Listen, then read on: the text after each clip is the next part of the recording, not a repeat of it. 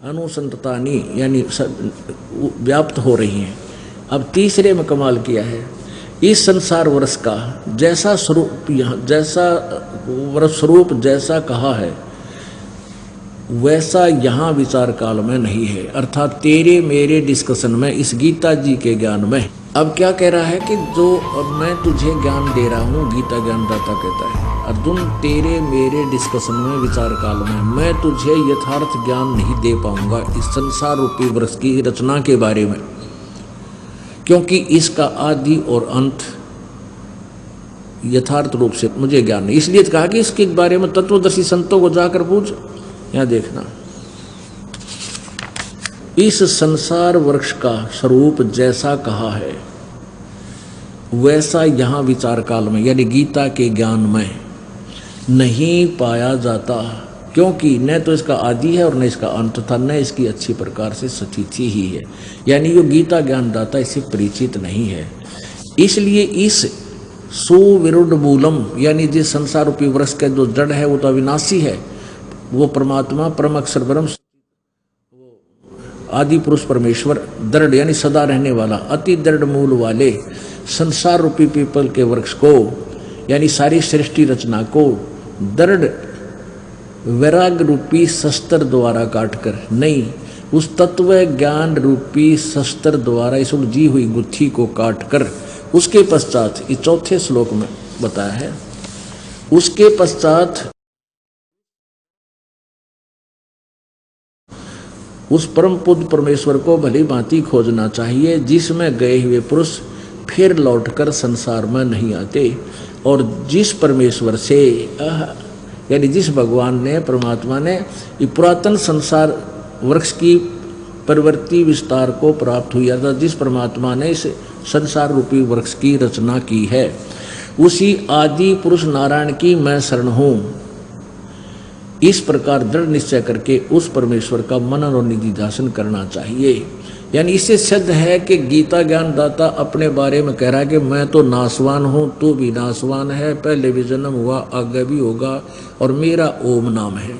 और उस परमात्मा के बारे में जो सारी सृष्टि का रचनहार है, परम अक्षर ब्रह्म है, उसकी जानकारी किसी तत्वदर्शी संत से प्राप्त करें, और तत्वदर्शी संत से प्राप्त ज्ञान के आधार से आपको तत्व ज्ञान रूपी शस्त्र द्वारा इस उलझी हुई गुत्थी को काटकर उसके बाद उस परम पद परमेश्वर के उस परम पद को खोजना चाहिए।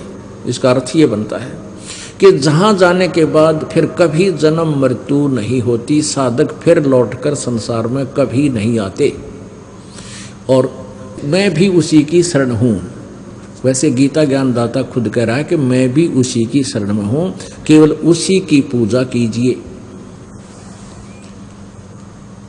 उसी के बारे में गीता जी अध्याय नंबर 18 के श्लोक नंबर 62 में कहा है कि अर्जुन तू सर्वभाव से उस परमेश्वर की शरण में जा, उस परम अक्षर ब्रह्म की शरण में जा, जिसकी कृपा से तू परम शांति को और सनातन परम धाम को प्राप्त होगा।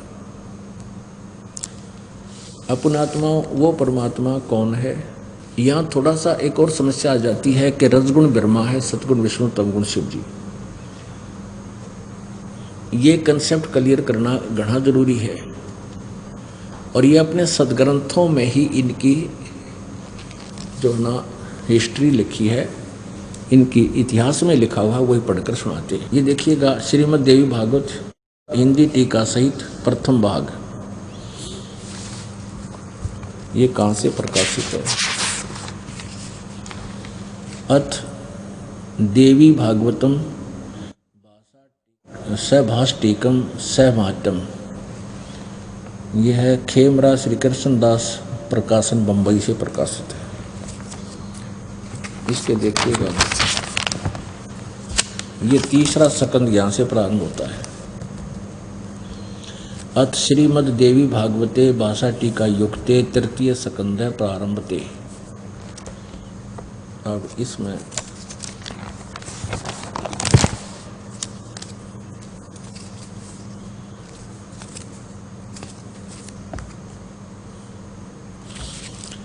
ये 11वां पृष्ठ है, इसका पृष्ठ नंबर 11 पर और ये भाषा टीका सहित तृतीय स्कंद अध्याय 5 में इसके श्लोक नंबर 8 में भगवान शंकर जी कह रहे हैं अपनी दुर्गा माता को, अपनी माता दुर्गा को, हे माता, यदि हमारे ऊपर सदा आप दया युक्त हो तो हमको तमोगुण में किस प्रकार प्रदान किया है। प्रदान नहीं है इसमें, संस्कार दिखाऊंगा। मुझे तमोगुण क्यों उत्पन्न किया है, इसका अर्थ ये बनता है फिर भी। और ब्रह्मा रजोगुण और हरि सतोगुण, हरि सतोगुण युक्त किए हैं। अब यहाँ देखिएगा संस्कृत ये है, ये 7वां श्लोक समाप्त हुआ, 8वां प्रारंभ हुआ। यदि दया धर्मना न सदाम्बिके कथम अहम विहित च, कथम अहम, मुझे क्यों बना दिया, विहित माने क्यों उत्पन्न कर दिया, विहित च तमोगुण, तमोगुण है, मुझे तमोगुण क्यों उत्पन्न कर दिया। और कमल से उत्पन्न होने वाले ब्रह्मा को रजोगुण संभव, रजोगुण क्यों बना दिया, क्यों उत्पन्न कर दिया। और सुवित है किमो सतोगुण हरि, और विष्णु जी को आपने सतोगुण क्यों बना दिया। इति सिद्धम